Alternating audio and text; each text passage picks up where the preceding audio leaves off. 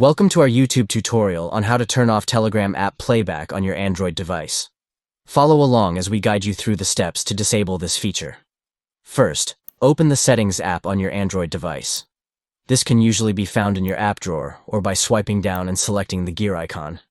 Next, locate and tap on the Apps option in the Settings menu. This will bring up a list of all the apps installed on your device. Scroll through the list and tap on the Telegram app to select it. This will open up the app settings for Telegram. Now, look for the Appear on Top option within the Telegram settings and tap on it. This feature allows the app to display over other apps while in use. Finally, turn off the Allow Permission toggle switch to disable the playback feature on Telegram. This will prevent the app from playing audio or video content while running in the background. And that's it. You have successfully turned off Telegram app Playback on your Android device. Enjoy a more seamless experience on your device without unwanted audio interruptions.